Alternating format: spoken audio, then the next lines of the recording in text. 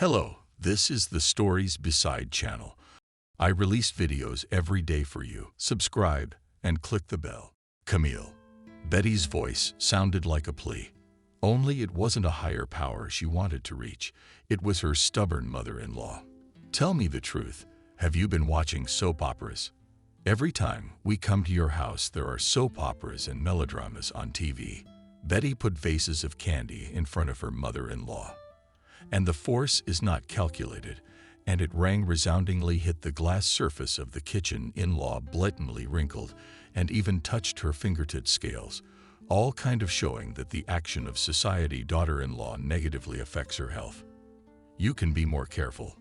I have a migraine. I can't stand loud noises. You know you do, but you do it anyway. Purposely frowned unhappily mother-in-law, adding a second spoonful of sugar to her tea. And what have soap operas got to do with it, anyway? Oh yeah, said Betty, sitting down across from his relative. Isn't that where they run every episode, looking for lost relatives and waving DNA tests around? I've never even heard of such nonsense in real life, unless it's on a talk show. Tell me, are you getting bored at home making pies? Betty took her coffee irritably, took a sip. Her drink, which she had brewed in the morning, had already cooled down and was not tasty. However, her mother-in-law's offer was a lump in her throat. Betty herself didn't know why she reacted so sharply to her relative's words. Even her pulse jumped. Normally, she would only laugh at her husband's mother's quirks. However, even her patience had reached its limit. Betty's relationship with her mother-in-law was unique. Camille was unwilling to recognize Betty as her daughter-in-law, not even a marriage license. And her growing grandchildren did not convince her.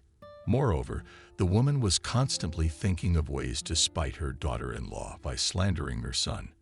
Recently, she outdid herself altogether, declared that her grandson James is not like her son. She recalled that Betty had a best friend, Sebastian Favors, who was now living in her old town before she was married.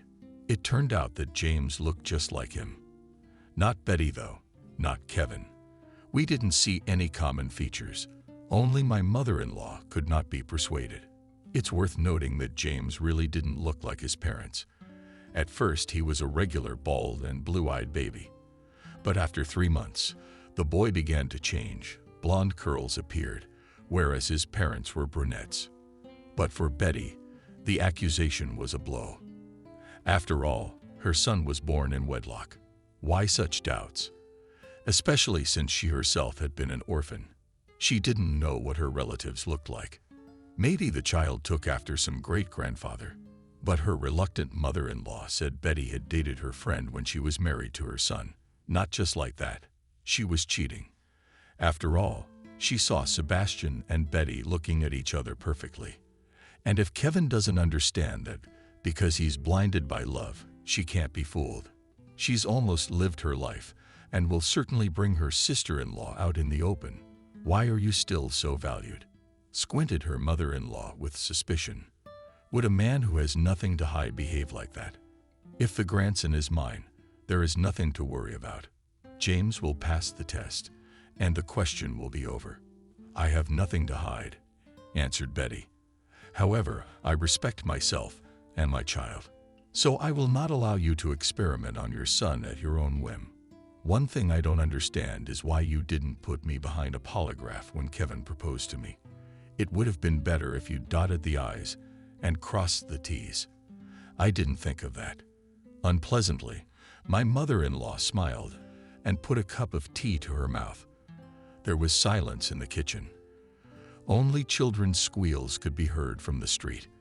There was a kindergarten next door to their 5-story building. Barely had Betty had time to finish her cold coffee when the disgruntled crying of her son came from the bedroom. He had awakened from his lunchtime nap and wanted his mother's attention. The mother-in-law, hearing the child's voice, immediately put the cup down on the saucer and grabbed her temples again. She was in pain as if she had taken a bite of a lemon. Why didn't you show it to a neurologist or something? Or who knows about pathology? What pathology? Betty was so taken aback that she even stopped where she was, forgetting that she was in a hurry to see her son. Is that how he looks to you? He's already a baby," Betty exclaimed, irritated by her mother-in-law's visit. They are supposed to cry because he can't tell if he wants to eat or sleep or hold hands. My Kevin was not like that, the woman arrogantly declared and stood up, caught on her jacket with all the buttons on it. Well, of course he wasn't. My daughter-in-law rolled her eyes, running out of the kitchen and into the nursery. He spoke 3 languages right away, and at the age of 1.5, when he took his first confident steps, he went straight to work and provided for his family. It's a pity that with age his knowledge is a bit lost, and now the great thinker has to remind even to put the toilet seat in place. "What a boor," she muttered under her breath. "This is all because there is no education. You can tell she's an orphan." "Did you say something?" Betty asked, coming out of the nursery with a 1-year-old in her arms. "No, Betty. My mother-in-law brushed her mother-in-law off, forgetting her patent leather shoes.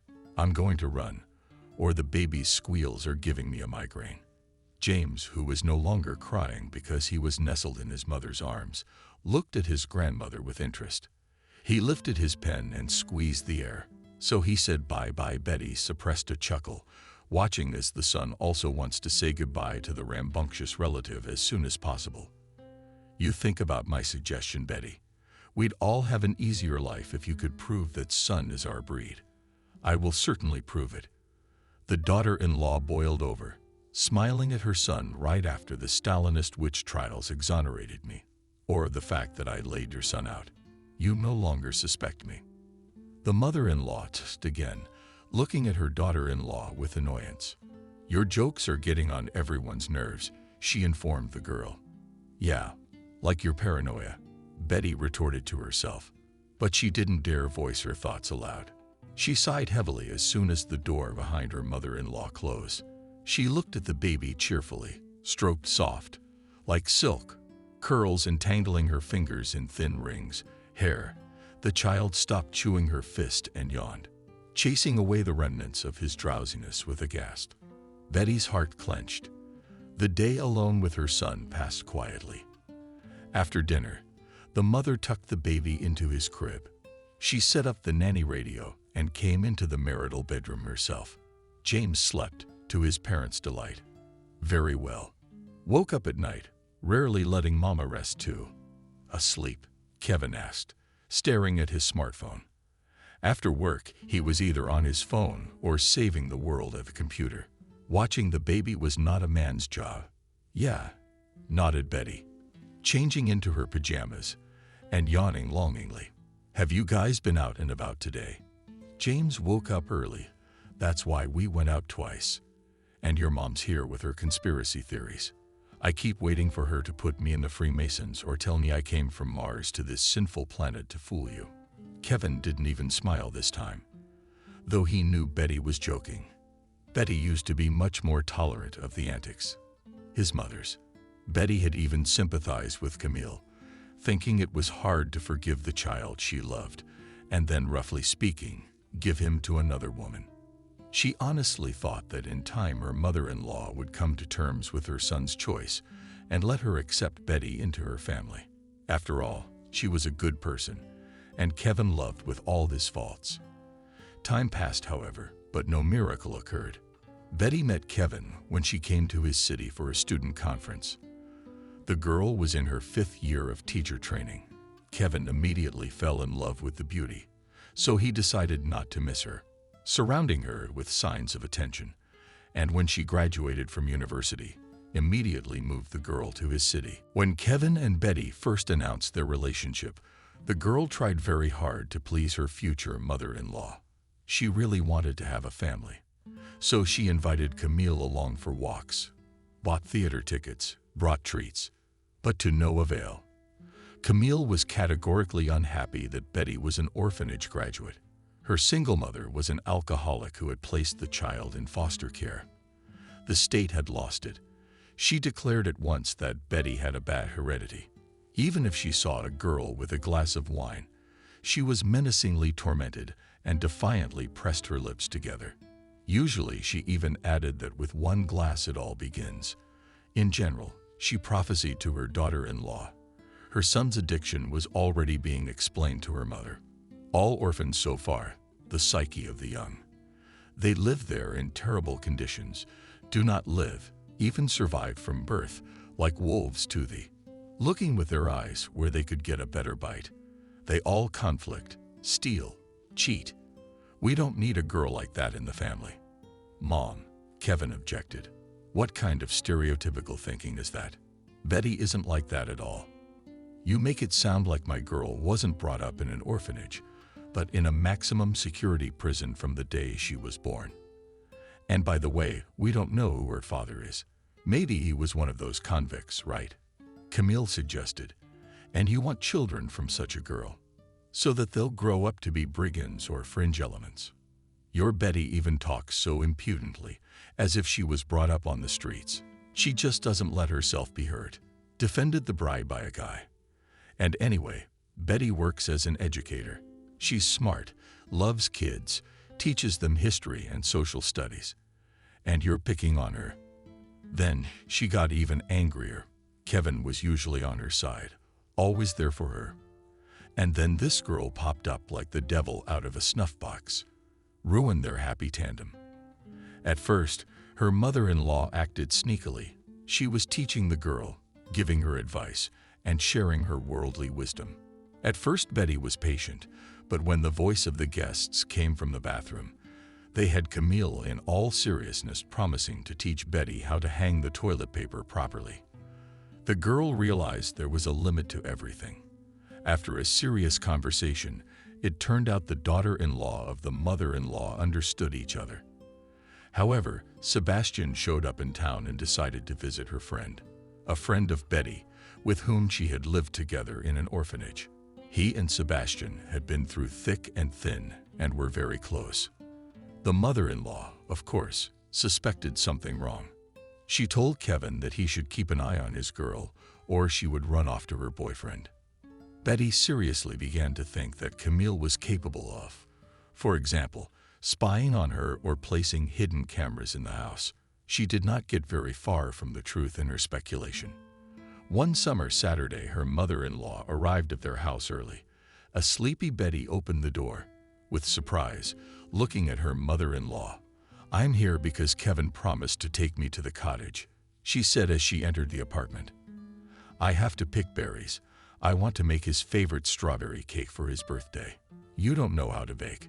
No time for 7 a.m., she said, rubbing her eyes. "It's the weekend. The early riser gets an early start," said her mother-in-law as she went into the kitchen. "Don't wake Kevin. Let her sleep it off." Betty poured a glass of water, listening to it, and looking at her mother-in-law. She began to lay out her purchases. On the table, I grabbed some cottage cheese, homemade. I came home early to make my son a proper breakfast, or he wouldn't have the energy for the day after your cooking. And we have a long way to go. Betty put the glass in the sink and didn't wash it right away, much to her mother-in-law's displeasure, but shrugged her shoulders. "As you wish," she said indifferently. The girl decided that if her mother-in-law wanted to feed her son, let her feed him. It would only make it easier for her. Instead of cooking, she would be able to take a bath and relax. The girl went into the bathroom, leaving her mother-in-law alone with her homemade sour cream. When Betty was in the shower, her phone rang. Camille glanced at the smartphone screen in her hand towel and immediately frowned unhappily. "It's been ringing off the hook since early morning," she grumbled, looking at the name Sebastian. The woman stretched her neck, listening for the sound of water in the bathroom, then took the call and said in a thin, high voice, "Hello." There was silence on the other end of the phone line. Then Sebastian's uncertain voice asked Betty, "Is that you?" "Yes," her mother-in-law answered succinctly, moving closer to the pan. She hoped the sound masked her voice. "Are you sick or something?" the boy asked. "You sound like an old woman." "Say, Kevin's leaving today already." My mother-in-law froze in place. Blood stabbed in her face. At last she would catch her daughter-in-law in the act. "Yes," Camille answered again, clutching the kitchen spatula. "Great. Then I'll stop by around 12 o'clock. Okay, I'll bring everything as agreed, cheerfully reported the guy. Camille dropped the call and put the phone back on. She caught a whiff of the aroma that presented the dough and rushed to the stove, flipping a spatula over the already darkened dish. Excitement and anticipation were bubbling inside her. Yes, of course, she had planned to bake her son a birthday cake today. But that would have to wait. It is more important to open her son's eyes. That would be the best gift. A couple of hours later, her mother-in-law went out of town with her son to feed him. But then she told him to go back in time to be home by noon. All the way back, Camille was bursting with excitement. Now you'll see what kind of wife you've got, she informed him pathologically. When they returned to the newlyweds' apartment, Betty and Sebastian laughed as the door opened from the living room. The mother looked at her son meaningfully, walked resolutely into the apartment, opened the door of the room. She didn't even shout. Yeah, they got her. Only not before the picture that appeared in front of her. It was not what the woman had imagined. Sebastian and Betty were sprawled on the floor. Around them, blank, painted sheets of wotton were laid out. Sebastian, sticking out the tip of his tongue with eagerness, was diligently scribbling Kevin's birthday on a long banner. Seeing her mother-in-law and husband, Betty gasped, not because she was caught in the act, but because the surprise was spoiled by "Da mother," Kevin said thoughtfully, looking over his wife and her friend's artwork. Now I really understand what kind of wife I got. She was wonderful. Betty told me that she and Gianni had planned a surprise party for Kevin. Since there wasn't much money, they decided to have it at the apartment, invited friends, ordered food and drinks. They decided to decorate the house. Sebastian was very good at drawing, so he gladly agreed to help. After this incident, Kevin scolded his mother for the first time. Of course, Camille was very offended. She decided that this daughter-in-law was such a negative influence on her son. However, the conversation did her good. For a while she got away from Betty, though she still suspected her of all mortal sins. It was more than a year before Camille resumed the old ruckus. This time, however, she assured everyone that the insidious Betty had hurt Sebastian's baby. Here came the day with the fantastic idea of doing a DNA test. But if Betty's mother-in-law's quirks at least weren't surprising, her husband's reaction stunned. Listen, Betty started Kevin, when his wife went to bed, could calm my mother down. Let's buy a case, some valerian and chamomile tea, suggested Betty, knocking down her pillow. Let me agree. The money's in the nightstand. Oh no. Let's do that DNA test. Damn it. What did Betty say, staring at her husband like he was a traitor? No, Kevin, are you crazy? Or has she convinced you that James doesn't look like your great-grandfather's? The girl uttered the last phrase in a thin voice, imitating her mother-in-law's tone, blood clinging to her cheeks and anger at her husband. Is stupidity contagious? And he got it from his mother, too. And you, listen to me in a conciliatory tone. Kevin turned to her. She stopped going near James. She has it in her head that the child is not mine, but like a grandson without his grandmother. I still want to get my life back on track and have a normal family. I'm sorry for the harsh words, although I have a right to them, since it is a question of my marital fidelity. Mad Betty, not in the least. But if your mother is getting premature senile, it's not my problem. She doesn't want to talk to her grandson. Let her stay out of it. At least I'd feel better if she stopped sneaking around here and checking all my shelves for dust. She's worried about me. Kevin shook his head. You just didn't have a mother. You don't understand anything. Betty froze, her lips pressed together. She was used to being rebuked for being an orphan. Only it was usually the same mother-in-law who said that, not Kevin. If Betty got a mashed potato, a lumpy pie, or a pie that was too sweet or a little underdone around the edges, the woman would say, "Where do you want to be a hostess?" My own mother had no one to teach me how to cook. Oh, how my Kevin survives. I used to spoil him with home cooking. Every domestic issue was explained with a standard set of phrases. My daughter-in-law didn't have time to mop the floors because my mother didn't teach her how to use a mop on the floor. The baby was sick.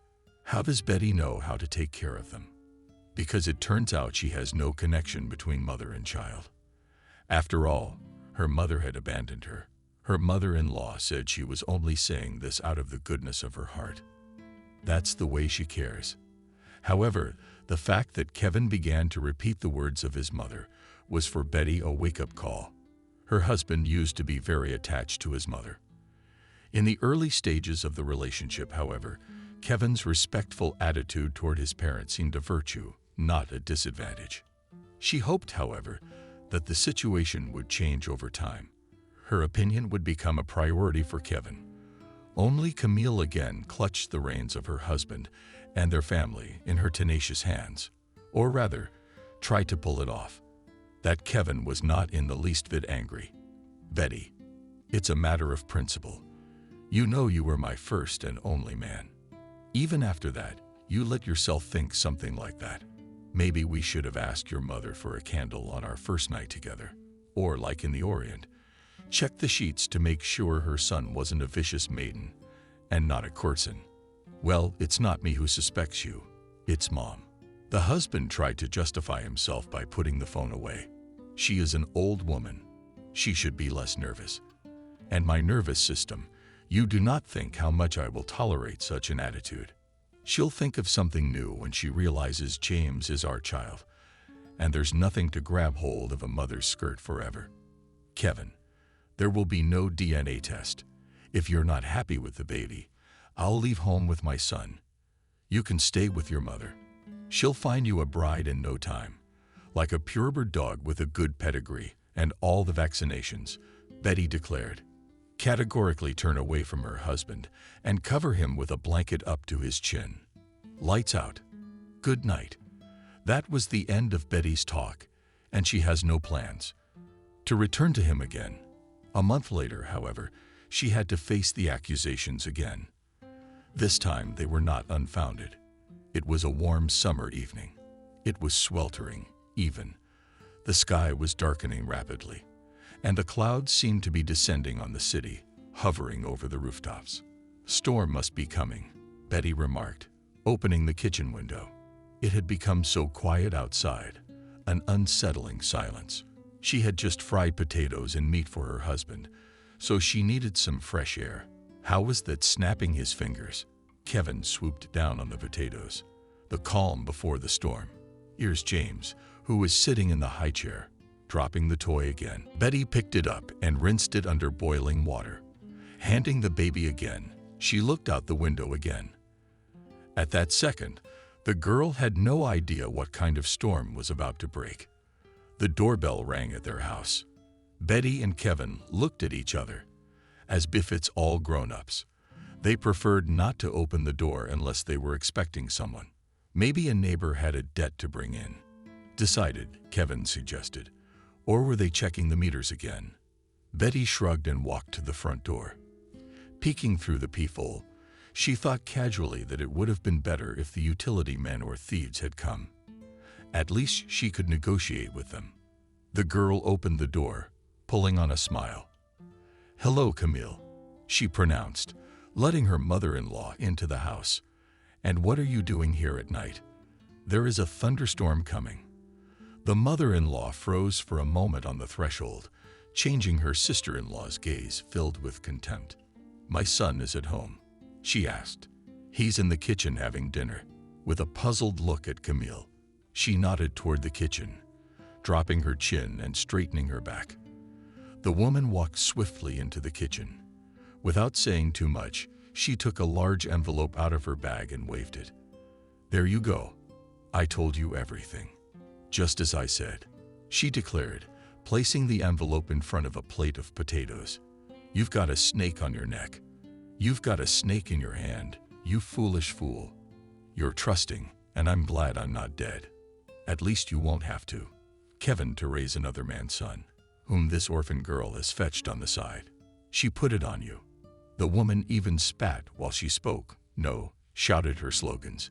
Even Kevin wasn't expecting such an emotional performance, so he nearly choked on a piece of pork. He, chugging his food with sweet tea, only then pushed his plate away and picked up the envelope. "Can you explain what is going on, Mother?" he asked. What is this? It is physical evidence that your mother was right. The evidence is ethical, the woman declared gloatingly, looking at Betty. Betty, on the other hand, stood in the aisle. James, who had managed to drop the toy again, stared at the screaming grandmother at first, and then realized that he didn't like her. The child's lips began to tighten, his face rapidly reddening and wrinkling. He pulled his arms out of the school to his mother to hide him from the looming threat. Noticing the child, Camille made a grimace of irritation and tossed her daughter-in-law.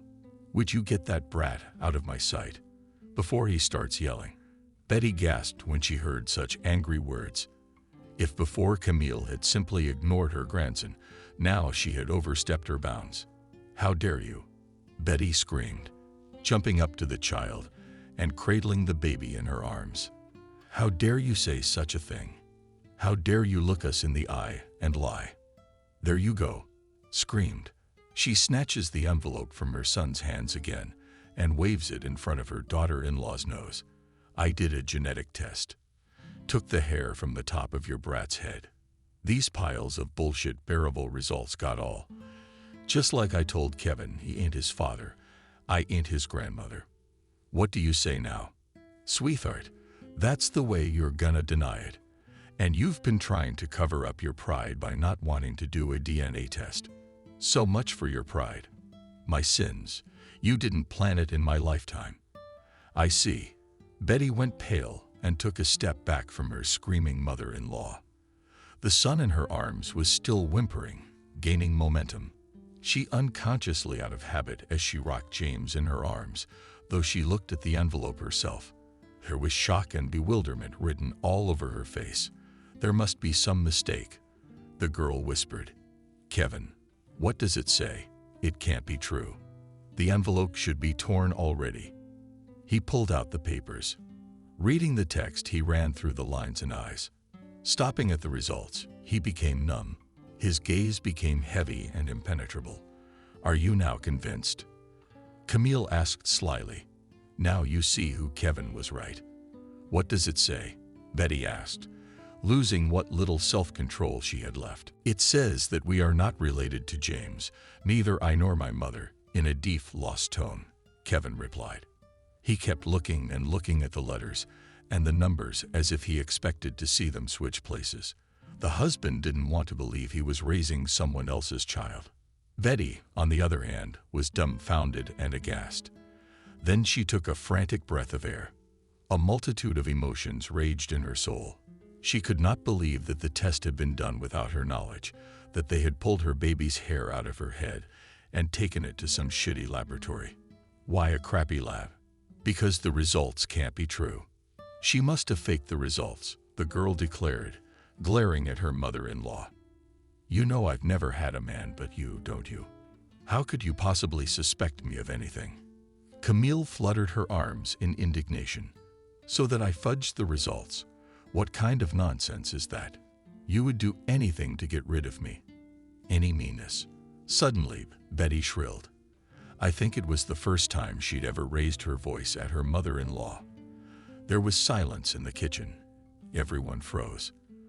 The mother-in-law opened and closed her mouth like a fish, looking at her daughter-in-law in mute indignation. Kevin was still staring at the test results. His fingers, on the other hand, Jordan's cheek turned white with exertion. The man didn't even look up at his wife. "Kevin, say something to Betty." Her voice trembled. "You don't believe that piece of paper, do you? Don't you? I swear the child is yours." Kevin, not looking at his wife and son, shook his head. "Betty, but you really didn't want to have an examination. You were afraid, weren't you?" he asked dryly. Something clicked in Betty's chest. First it cracked, and then it snapped. She glanced at her in-laws and realized that she wouldn't have to wait for the incomprehension. The girl shook her head and stretched her lips into a ridiculous, joyless smile. "You know what, though? You won," she said in a broken voice. "I can't live like this anymore. I will leave with my son. Yours is taken. I hope you're happy now, but you mustn't make yourself out to be a victim." Camille started it, but Betty interrupted her before she could finish. You know you've always reproached me for not having a family, for growing up alone like a spike in the field. But do you know that it is better to have no family than to tolerate yours? And you, Camille, are a terrible woman. Instead of supporting a girl deprived of her parents, to give her a little motherly warmth. You've been mocking me all these years, poisoning my life. And what was my fault? That I was born to a bad mother, that I ended up in an orphanage. So I didn't choose this road. I see. It wasn't my choice. By the end of her speech, Betty was sobbing. Tears were streaming down her face, rolling down her chin and down her face, falling on the baby. James hadn't cried for a long time. He was frightened to death, clutching nervously at his mother's sobs. The boy clutched at his sweater with his hands, afraid to unclench his fingers. Lightning flashed outside the window, illuminating the already dark street. Immediately after that, there was a deafening peal of thunder. The thunder warned people of the beginning of a thunderstorm. Thick droplets behind the drum molded the windows. The rain began to come through the open window, pouring on the windowsill, falling on the radiator. But no one was paying attention. Betty turned around and walked confidently into the room. She put James in the crib and began to gather her and the baby's things. "Where are you going, sweetheart?" asked her mother-in-law, appearing in the doorway and crossing her arms over her chest. "To my lover, Sebastian." "That's a great idea. Thanks for the tip," Betty said as she wiped her wet face with her hands and stuffed her papers into her backpack. "It's about time. Let him be the one to bring up his kid. We'll ask him for more money, since we've been feeding this monster for almost a year. No, it all worked out fine after all. You should thank me. Because my son is not your equal, and Sebastian is yours. He's also from an orphanage," my mother-in-law said, leaning against the jamb. "I hope I don't have to check your bags." "What?" Betty turned around abruptly and sprang toward her mother-in-law. The woman dropped her hands in a flash and opened her eyes frightened. "What do you want?" She trembled, seeing the anger in Betty's eyes. "I want you to leave me alone," the girl hissed in the face of an already former relative. "You've already kicked me out of the house. I don't know how you did it, who you bribed, and I don't care anymore. What I don't understand is why you're so hateful. You take pleasure in killing a man when he's lying down, in watching him suffer. I was brought up in an orphanage. But you're a jackal. Not respectable, Camille." When Betty left the house, Kevin didn't try to stop her. He didn't even show his nose from the kitchen. "Must still be staring at that piece of paper," Betty said aloud, barely carrying the suitcase.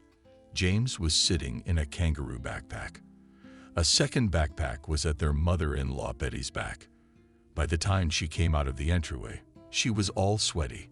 The girl looked gloomily at the downpour, unsure of what to do next. Perhaps she had acted rashly. For the sake of her son, she should have stayed, made arrangements, explained everything to her husband. Except Betty was tired as hell. She just wanted to escape, to get out of the cage she and her mother-in-law had been put in. Like two poisonous spiders in one jar, the girl called a cab and went to the nearest decent hotel.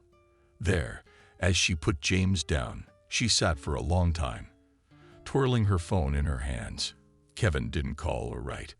Betty realized with horror that she didn't have many friends either. She came to this city after she graduated from university. There were colleagues at work, but she didn't stay there long. Pregnancy, weddings, raising a child took away her opportunity to make friends, and she didn't see the point in it. After all, she had enough of the man she loved by her side. And then the baby. Only now she had nowhere else to go. She was alone in a city that had never been able to become her own. At that moment, Betty's phone came to life. A cheerful ringtone played. Such bad timing then. She flinched in surprise, grabbed her smartphone, turning off the sound so as not to wake James. The girl expected to see her thoughtful spouse calling her, but was surprised to realize it was Sebastian. The girl's chest warmed. It was as if Sebastian knew that she felt badly right now from the influx of good feelings. After all, he hadn't called her in a long time. The guy had recently fulfilled his dream, graduated from law school, and got a job as an investigator, so he had his hands full. "Hello," warmly said the girl. Then she added more confidently, "Hello, Sebastian." "Hello, Betty." Sebastian began cheerfully. "I hadn't called for a long time. I thought I'd make it up to you.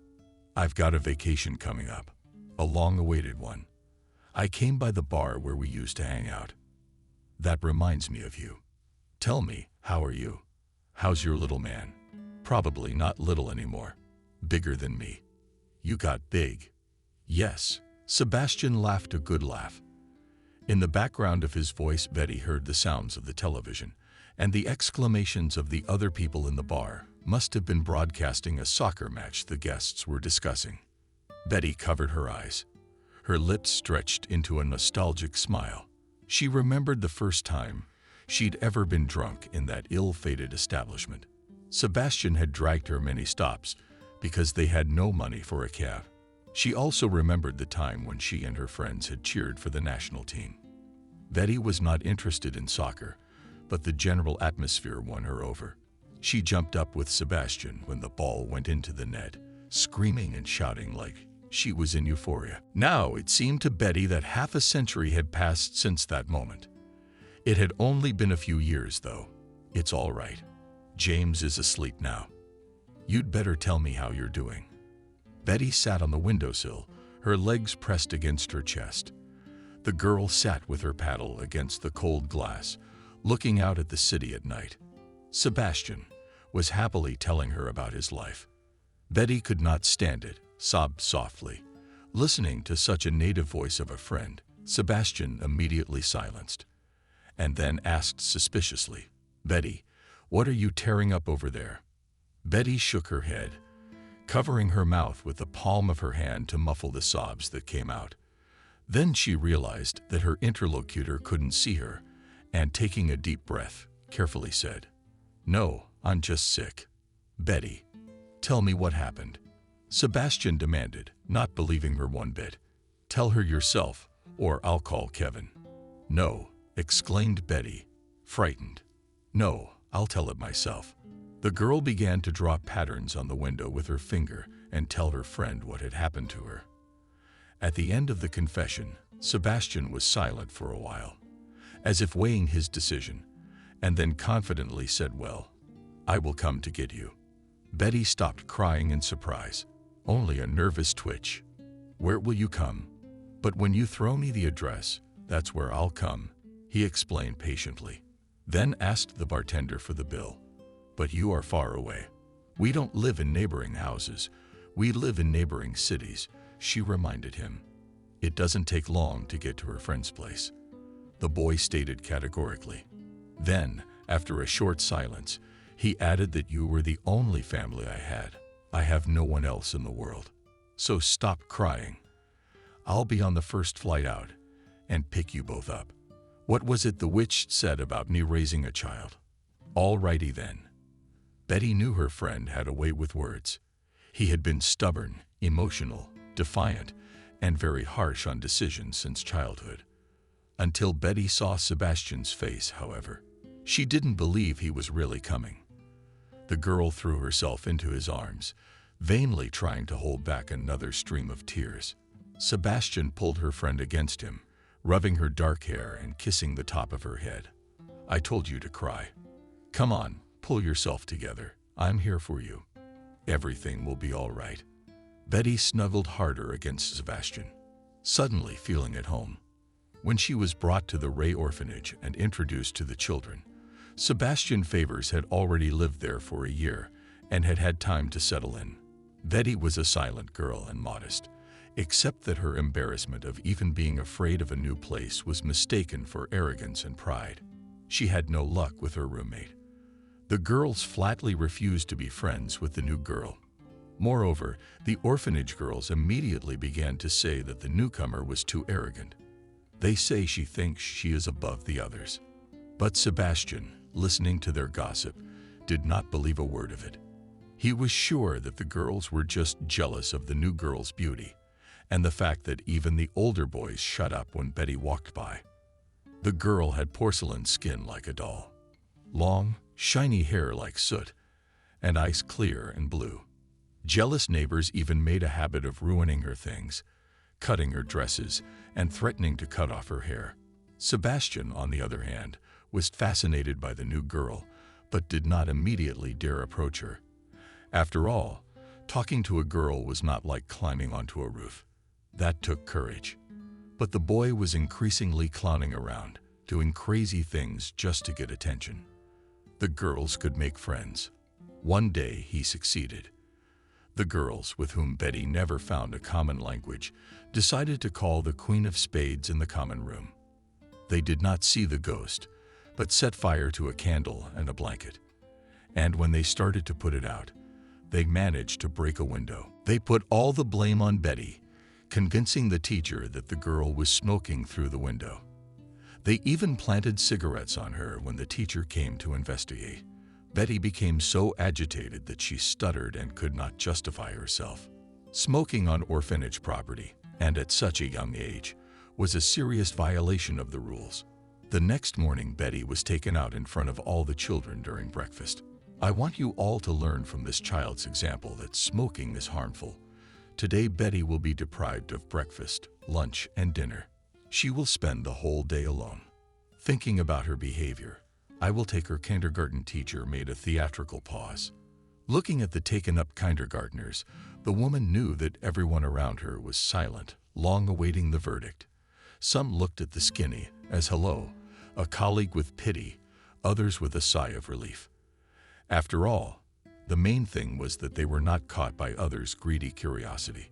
Only Sebastian Favors stopped eating milk porridge, frowned, looking at the tutor with righteous anger. He was all tense, waiting for the verdict. The fact is that the methods of education in their orphanage were, to put it mildly, strange.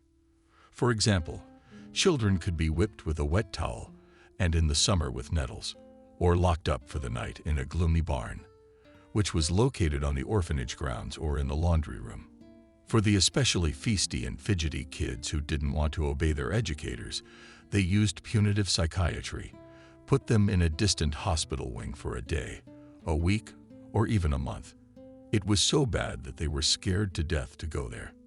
A psychiatrist worked with the children in the wards. They were given shots and pills.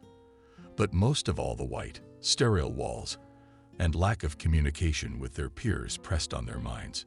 The older children referred to the isolation wing as an isolation ward. So when the teacher opened her mouth again and called the place to which Betty Favors would be assigned, relaxed, sending delinquents to the barn for 24 hours, she declared. Then even stroked Betty's dark hair. Understand, sweetheart, it's for your own good. I want you to think about your behavior. Next time you'll think before you break the rules. For the rest of us, it would be a lesson. Sebastian drummed his fingers on the table, thinking. The important thing was that the girl had not been sent to the punishment cell. He had even been to the barn more than once, too. It wasn't even too stuffy in there. It smelled like wood. Except the first time he'd slept there. It was a little frightening to hear constant creaking, to see shadows in the corners, even hissing, and bad thoughts crept into his head.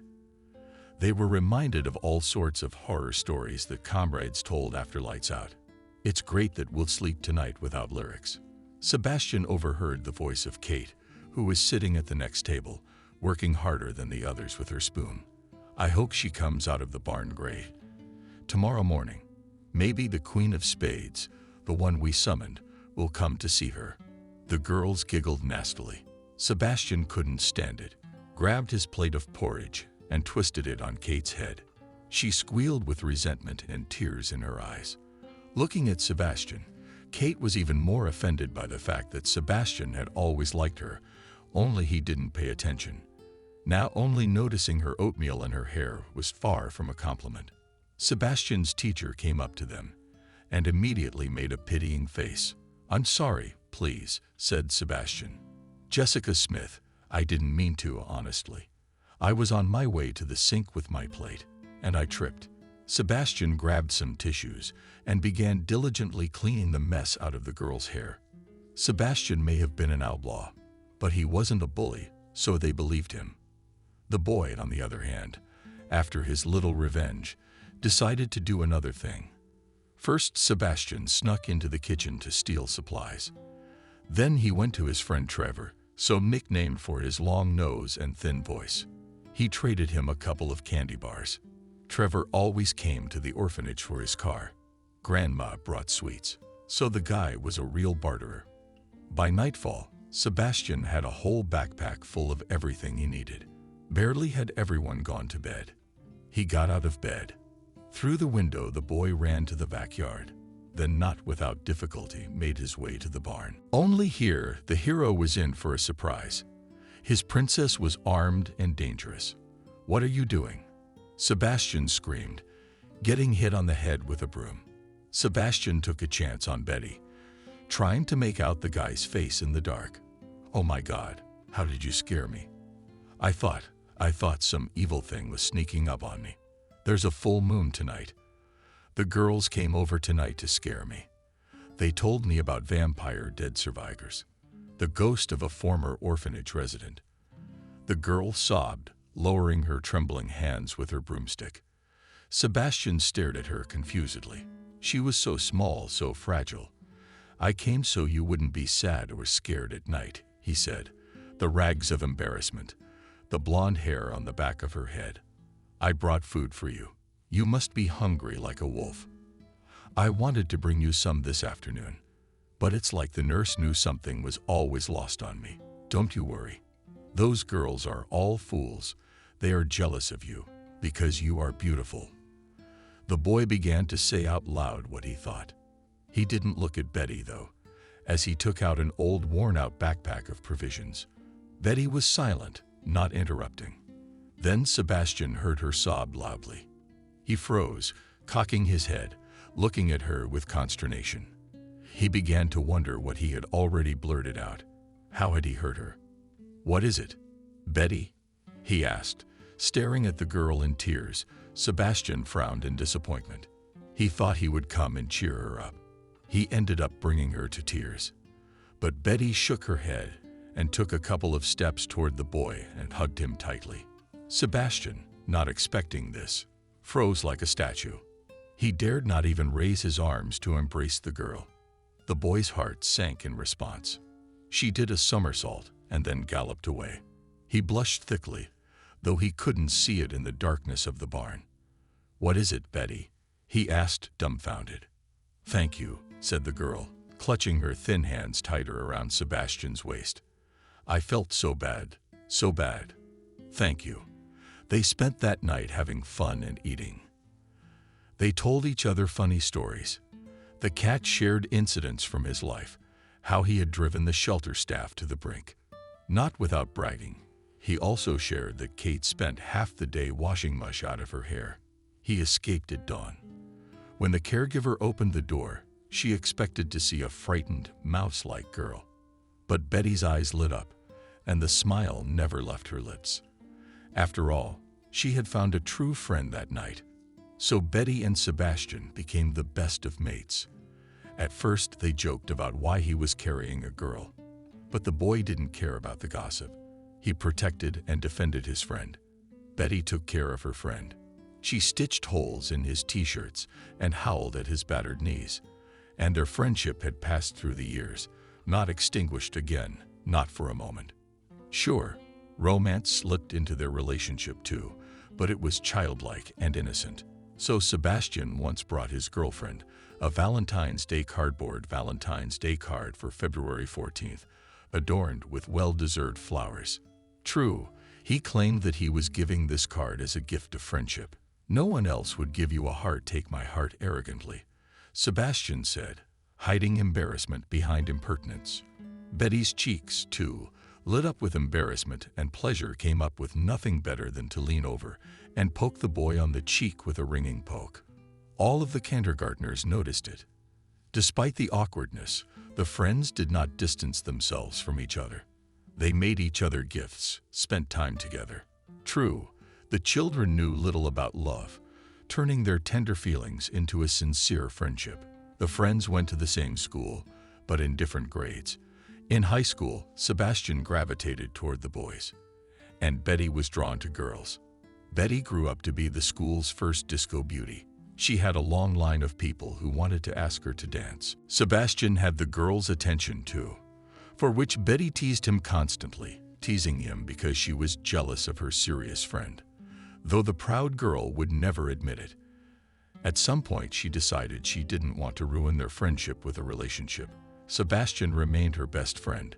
Like a knight by the princess's side, he always helped her, supported her, protected her from her abusers.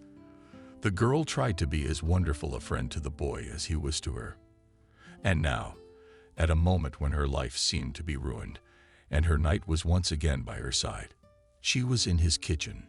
"Let's fly," Sebastian exclaimed, leaving the baby behind. The baby laughed trustingly and happily, looking at the kind and cheerful uncle. Sebastian began to tug at the baby, using him to imitate the flight of a helicopter. Sebastian made strange noises, but James liked it. Betty set the plates on the table, looking at her friend and son with a smile. They had been living in Sebastian's apartment for a week. The girl had just come to her senses. "Sit down to dinner," Sebastian and James land. Sending the helicopter away, James took his own seat, remembering to praise the food. "You know," said Sebastian, "I've been thinking about that DNA test. Either she did something wrong, or the baby is yours," giggled Betty. She had regained her sense of humor, no longer taking the accusation personally. So sharp to the point of resentment still choked the girl. However, she knew the main thing. The truth was on her side. So she had nothing to worry about. "No, I'm not as handsome as James, that's for sure," laughed Sebastian. "Anyway, what was I thinking? Let's do another appraisal. I don't have my husband's hair in my purse." Betty shook her head. "No, it's all clear with this family. I want to check you and James' relationship." "Why would you do that?" Betty's face stretched. The fork tapped the plate. "Look, I remember giving birth to him." Okay. It's just that when I was in law school, we used to discuss all sorts of lawsuit cases. There was an interesting case there that looked like a soap opera plot. But it turned out that this happens often. There too, a couple got divorced because the husband claimed that the child was not his. The spouse refused to pay child support for their daughter without genetic testing. When they did, it turned out that the child was not these parents, Not mom, not dad. He wasn't related to them. How's that? But the baby was switched at the maternity hospital. Unintentionally, of course. The children grew up in other people's families. Then the district court of the city awarded moral damages to the two mothers. They're a few $100,000, like Betty blinked, digesting now not only dinner, but the information she had received. She turned to her son. Sebastian bought a new high chair especially for him, in which the baby got comfortable. Ilyusha's hair was only getting lighter, and his curly eyes had a slit, as if they had always looked shifty. His skin was darker than his pale mother's. "No, silly," muttered something silly. Betty shook his head, as if trying to ward off bad thoughts. "It's my life. It's not a Brazilian soap opera. It's my business to offer. One thing I've learned clearly in my years of study and work. Nothing is impossible in our world," Sebastian said confidently, removing his plate from the sink. "Do you want some tea? I bought green tea with Melissa. It's still your favorite." Betty smiled, nodding. She watched as her friend danced around the kitchen. Now for a bag of brew, now for the teapot. Sebastian shook his head to the beat of a song that was playing on the music channel. James watched him with delight. It was obvious that the child was fascinated, good-natured, and cheerful Uncle Sebastian. The girl remembered her first day at her friend's apartment after a long, exhausting trip. James didn't like flying on the plane, and the airport with the lines for luggage didn't impress him. So the kid was a little nervous. Their heat. When the company got to Betty's apartment, she fell face down on her allotted pillow and fell into a nap. She still had time to think that. And James will probably wake up again at dawn, so she didn't have much time left to rest. When the girl awoke, she realized with amazement that she had slept. She didn't find the baby beside her. Glancing behind Sebastian's carefully wrapped curtains, Betty realized that it was already daytime. She walked like a zombie into the kitchen, hearing her baby's laughter and the sound of a man singing. There, Betty found that Sebastian had set James down on the floor, sitting him on a blanket and surrounding him with pillows. Sebastian was making breakfast at the same time, putting on a concert for the baby.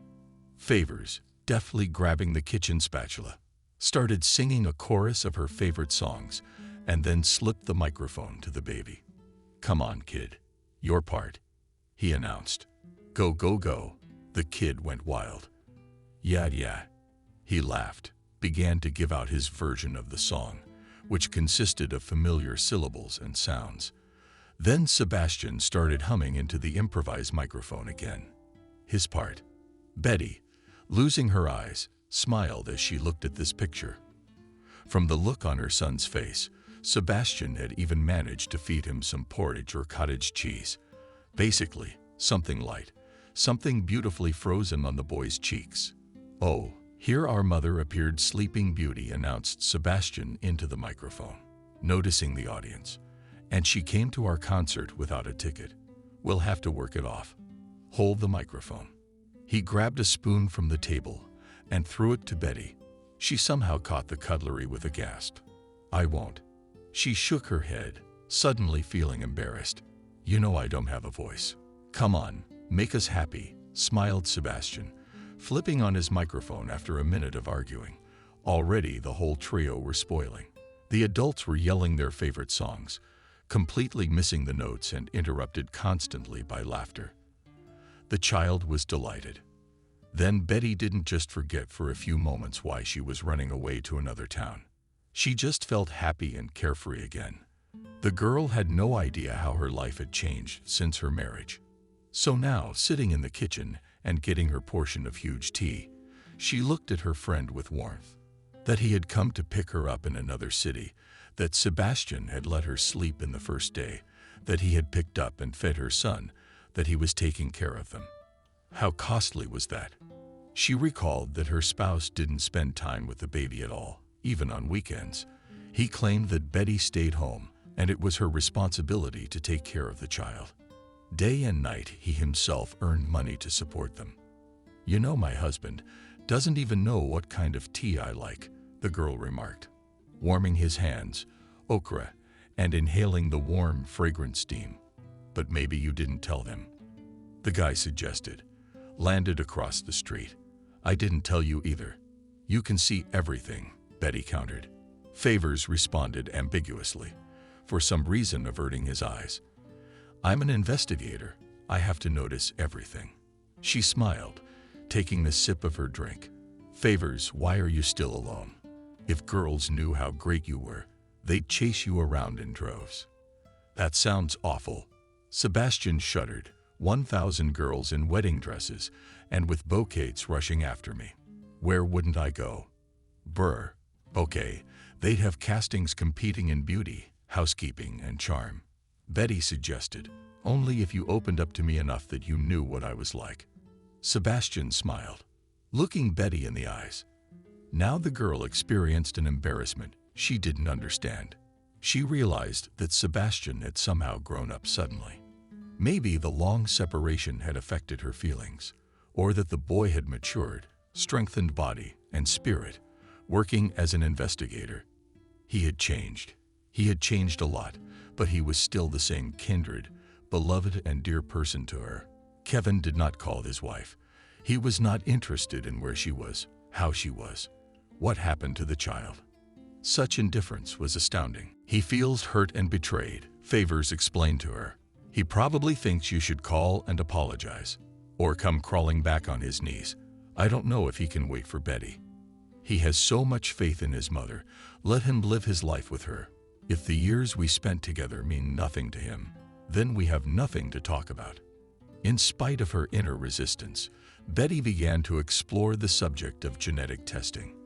Then she turned her attention to maternity homes and was horrified to read that babies are mixed up all too often. Except that she didn't want to believe that she, too, was a victim of such doctor error. Betty thought how she must have felt if her baby had been stolen by someone else's substitute. Otherwise, what kind of mother was she? In response to her soul-searching, Sebastian Favors merely hummed. You said yourself that the birth was over, didn't you? It was hard for you to decide on a C-section. Were you knocked out when you woke up? The only thing you could feel was that you were cut open and sewn up, taking out the human inside. I'm sorry, but there's no sixth sense there. After a while, Betty agreed to a DNA test. She just wanted to reassure herself, get the last doubts out of her head. Except the result of the test only added to the excitement and chaos in her life. Fucking muttered Favors as they received the coveted envelope. James, not your baby Betty. Betty frowned, glancing down at the bottom lines. The alleged mother is ruled out as the biological mother. The baby, the girl reads. The alleged mother has no genetic markers. The probability of motherhood is 0%. Betty exhaled convulsively. Then she sucked in air again. She felt sick. There wasn't enough air, despite the open-ended poem on Favors snapped up, poured a glass of water, and brought it to her friend. She somehow took a small sip, pushing the glass away. I don't understand. If James isn't my son, then where is mine? She looked up at Sebastian in the girl's blue eyes of grief, confusion, fear. She blinked. Tears immediately appeared on her eyelashes. Favors had known Betty, it seemed, all her life. However, he could never get used to her tears. He quickly brushed away the tears with his thumbs. Calm down, he asked his friend. Have you forgotten who your friend became an investigator? I'll be sure to find out what happened. Okay. Betty nodded, confused and shocked. She pulled away from Sebastian, wiping away the tears with her palms. I'm going to go see James, mumbled the girl, leaving the room. Sebastian looked at her and drew his eyebrows together. He thought hard, and then picked up his phone to check something. A short time later, Sebastian and Betty were back in the city where she had given birth to James. True, they weren't back to enjoy fond memories or to visit her spouse. People were sitting in the maternity ward. Sebastian was in his investigative committee officer's uniform, which commanded respect for his person.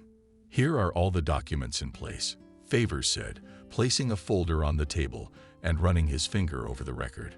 On August 6, 2 women in labor were admitted to the hospital. Both decided to have a C-section. They were born about a minute apart.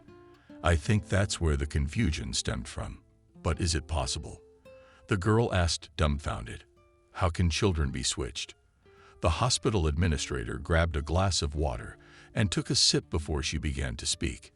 She stared at the walls of her own office as if she were seeing it for the first time, just to avoid looking into Betty's eyes. You and the other woman in labor were lying in adjoining rooms, the doctor informed her, and cackled. From the excitement, there wasn't enough equipment for everyone back then, you know. So the midwife put diapers for different babies on the same table. It was a hard shift. There were so many babies. Anyway, she got the tags mixed up. Where was my son and whose baby did I end up with? When Betty asked that question, her heart clutched uneasily. She keenly realized at that second that yes, she longed to see and hold her own son. But she doesn't want to give up her own James, either. He may not be her own, but she spent the last year by his side. She breastfed him, held him close to her, comforted him. When he cried, she slept beside him, kissed the top of his head, sighed his milky scent. No, she would not be able to say goodbye to him, even if his own mother came. That's what we're trying to find out. The thing is, there was another nuance. The second woman in labor was a very young girl. She gave up the baby. The blood drained from Betty's face, making her pale as a sheet. The room around her swirled violently. She leaned forward and clutched at the doctor's table with her hands and covered her eyes. Betty, are you all right? Sebastian was frightened, putting his arm around her shoulders. Betty shook her head, still unwilling to lift her eyelids. So my baby is in an orphanage somewhere. Actually, children of that age get adopted very quickly. I think he grows up in a loving, good family. The doctor tried to reassure Betty. but it will be harder to find him. Betty caught her friend's eye as well. Sebastian's green eyes filled with soothing warmth. Difficult. It's not synonymous with impossible, he reassured the bewildered mother. We will do what we can. We will dig the earth, believe me. But we will find the child. Sebastian kept his promise, as he had kept all his previous ones. 2 months later, he found Betty's own son in an orphanage. That the child ended up there could be called both a happy and tragic accident at the same time, as Sebastian and a worried Betty drove to the right address. A friend, holding the girl's hand, told her his story. Your son's name is Rakim Mao. She looked at her friend in surprise at hearing such a rare name, Rakim. She repeated to echo. Sebastian nodded. The thing is, right after he was born, he was adopted by a very eccentric person, a theater actress of some kind of local prima facie, her husband a director. Who did they name the baby after? I have no idea. But knowing people like that, they could have named the baby Faust. So we were lucky. He sent the brunette a smile, but it flew into the milk along with his attempt at a joke. The girl was extremely tense. So these people are wealthy, right? Why would they get rid of a baby to take a baby from an orphanage? It's not like going to the store. Where can you return damaged goods? The girl's heart bled when she pictured her son. At the orphanage, Sebastian continued. Anyway, our couple couldn't have a baby for a long time. We went to clinics. The results of tests and doctors' prognoses were good, but there was no pregnancy. Then they decided that they would take a child for adoption. They made an appointment at the maternity hospital and took their son. But a month later, Miranda, as she is called, discovered that she was pregnant. She found out that she was pregnant, and having given birth to a daughter in her blood, she did not want to share her attention between 2 children. The parents explained to the people around them that it was hard for them to manage 2 children at the same time, and they were both very small. They also assured everyone that Rakim behaved terribly and didn't accept them as parents. That's the reason they put the foster child in an orphanage. Which of the following? The truth, I don't know. But the official version is this. Phew, exhaled Betty. She was shocked by what she heard. She even wanted to see in person these people who had taken in her son's family like a kitten, and then threw him out when he was no longer needed. God, she couldn't even do that to an animal. Wouldn't she? As it says, we are responsible for those we tame. It's a famous quote from a philosophical tale by Antoine de Saint-Exupéry. Haven't people yet realized how true that thought is? When Betty arrived at the orphanage, she couldn't get out of the car herself. Her legs were shaking. Sebastian held the door open and helped her out. They stood outside the gate of the orphanage for a while, gathering their strength. The caretaker met them on the porch. She looked at the uniformed man with reverence and even a little consternation, stretching her lips in pink lipstick into a semblance of a smile. Hello. We've been waiting for you, said the woman. The whole staff was very surprised when they heard your story. No soap operas with a life like that. The headmistress caught Betty's eye. She adjusted her jacket and nodded toward the hallway. The children are having lunch. I'll show you out. Betty walked down the corridor of the orphanage, well aware that it was not at all like the one she had grown up in. But its walls, the smells of food and cleaning supplies all brought back memories of the past, both pleasant and painful. It was hard for Betty to find herself in a place like this again. She felt as if she could hardly breathe here. The realization that her child was also under this roof made her feel completely sick. At that second, she felt a man's strong hand squeeze her fingers. She looked up at her friend, who had once been her height, but now was so tall and broad-shouldered. Everything will be all right, Sebastian said with confidence. His encouragement helped Betty make it all the way to the common dining room. There the children sat at their plates. Leaving breakfast aside, the mother found her son's gaze before the caregiver could point to the child. He was sitting quietly, focused, eating soup with a huge tablespoon. No one was helping him. The appliance was uncomfortable, clearly bigger than the child's mouth. Betty's heart clenched as if in a vice. The picture seemed terrifying to her. It was killing her. Betty had noticed the differences between the children who lived at home and those at the orphanage before, the latter not being naughty. They were more independent adults. They showed no emotion or need beyond their years.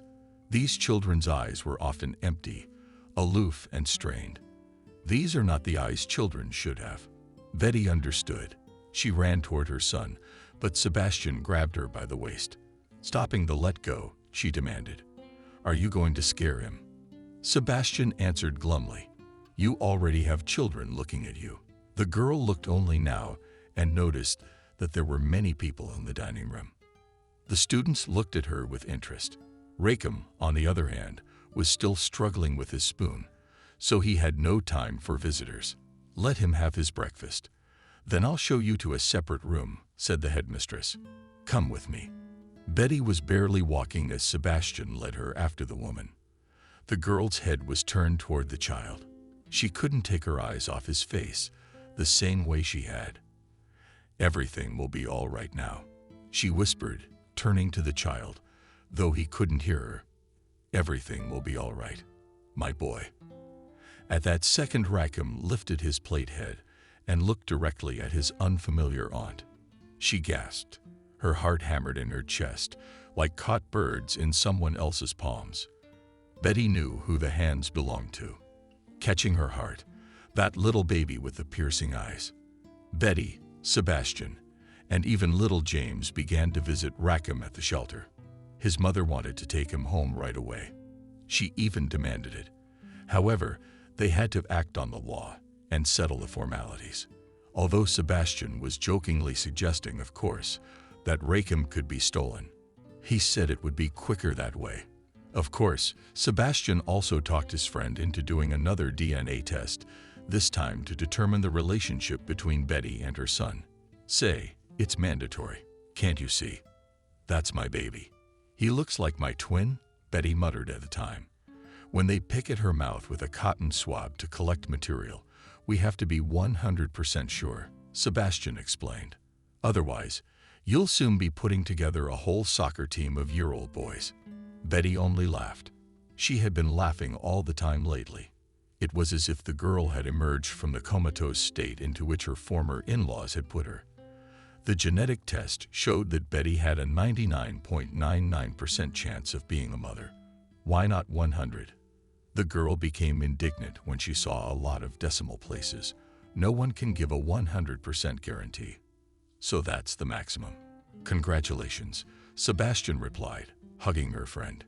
Betty pressed herself against her mate's chest, feeling his familiar and much-loved scent. Strangely, no matter what perfume Sebastian wore, Betty always smelled wood, like that night in the barn. It smelled strongly of wood shavings. "Thank you," said the girl, looking into the guy's green eyes. "If it hadn't been for you, God, if it hadn't been for you, Sebastian, I would have given my soul to God back then in the barn. I was sure some queen of spades would come for me." She laughed. Then she added fondly, "I can't imagine life without you." She hadn't realized the meaning she'd put into her words until the confession was on Betty's lips. She realized how true it was. Her attempt to fall in love with Kevin and find happiness with him had turned out to be nothing but pain. She realized that she was only happy when Sebastian was around. The usually chatty Favors fell silent this time. Looking into her friend's face, he silently ran a hand through her hair, tucked a strand of hair behind her ear. Betty lowered her lashes, blushing for some reason. It seemed as if she still had her best friend in front of her. But for some reason the butterflies in her stomach flared up, and her heart treacherously pounded. "You know, I want to be promoted to another city. They promised me an apartment," suddenly said Sebastian. "It's a great place, right by the sea. Can you imagine? Do you remember how you and I wanted to live by the sea when we were kids?" Betty nodded, but the thought of Sebastian going so far away made her sad.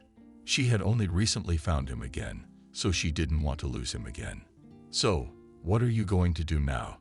"I will." Sebastian nodded decisively. And then he looked her straight in the eyes. "Will you come with me? You know, for children to grow up near the sea is the best solution." Well, there's a vitamin there. A girl who doesn't understand how I can be with you. I'd be in the way. I have 2 children now, you know. 2. Sebastian shrugged his shoulders. Always wanted a big family.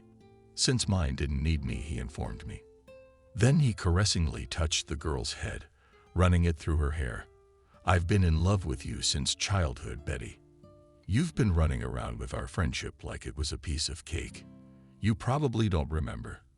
But the first time you got drunk in that bar, I was brave enough to confess, and you burst into tears, clearly mumbling that you didn't want to ruin our friendship, claimed that if we were together, then we'd break up, and you don't want to lose me. I don't even remember that. Tried to justify herself to the confused girl. You should have told me again. You know what they say, what's on a drunk man's mind is on a sober man's tongue. At first I was afraid to hear you say no again. Then Kevin came along, and I wouldn't dare interfere with your happiness. I wanted to stay around at least as a friend. And now, I don't want to. I love you, Betty. Stop tormenting me. Instead of answering, the pretty girl hid her blushing face on Favor's chest in her own feelings. She still had to figure it out, but she was already aware that her breasts were bursting with excitement and happiness. You know what the best part is? With a laugh in her voice, she whispered in Betty Sebastian's ear. What is it? She asked, feeling a herd of little goosebumps run from his whisper. That with me you won't have any mother-in-law at all, Betty laughed. She thought Camille was right, for she did love her best friend. 3 years had passed since that day. The 2 boys were scurrying along the beach, holding and dousing each other with salt water from water pistols. Stop the game, shouted Rakem. I have to load my gun. I'm out of ammunition. He walked across the wet sand to draw seawater into the pistol. James, determined not to miss the opportunity, grabbed the tuna, making his way to shore. Yes, threw it on his brother's back. Rakem squealed, threw the gun away, and chased after James, laughing. The boys cautiously shouted to Betty, who wandered along the shore. Sebastian, on the other hand, was sitting on a towel. He breathed the air deep into his chest, enjoying the sunny day. The investigator was having his first day of vacation. The man looked at the sea, the waves caressing the sand. Then he turned his gaze to his children and his wife. His wife in recent months was literally glowing with happiness, not just because they were happily married or because she had 2 wonderful sons. Favors shifted his gaze from her face below, looking at his wife's visibly crunched belly. God, how beautiful she was. The girl, being pregnant, just glowed from the inside out. Favors, shouted the wife, waving his hand. Go help him. We decided to build a castle out of sand. Not a castle, but a whole city, James resented. Dad, I want us to have a moat of water. Sebastian cheerfully jumped to his feet. The head builder is on his way. Belligerently, the man declared, armed with a plastic spatula and a bucket.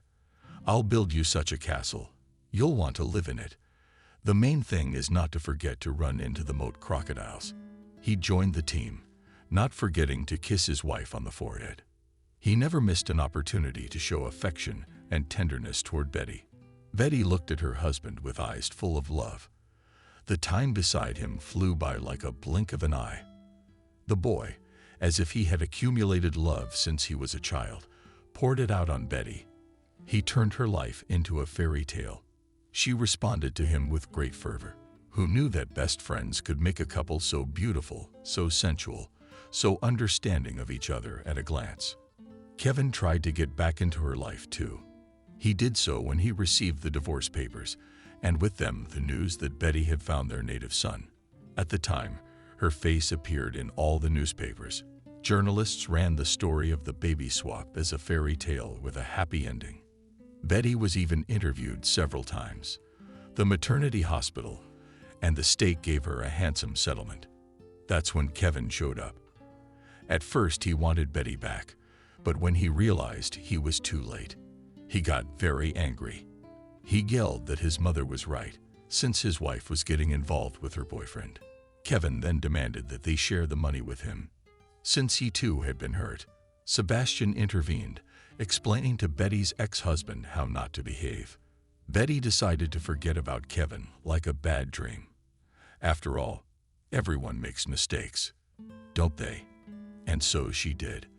A girl from an orphanage, deprived of her family, was it easy to fall in love with the first one who was affectionate to her? Too bad she didn't realize right away that that man wasn't Kevin. The girl realized that she had once made the mistake of confusing the love and friendship she felt for Sebastian. These feelings were so intertwined that it was impossible to untangle them. She often thought that she had lost the time she could have spent with Sebastian. But when she looked into the face of her sons, she knew she couldn't imagine life without them. So it was the right thing to do. After all, no matter how difficult her path to this life had been, every step was worth it, because now she was happy.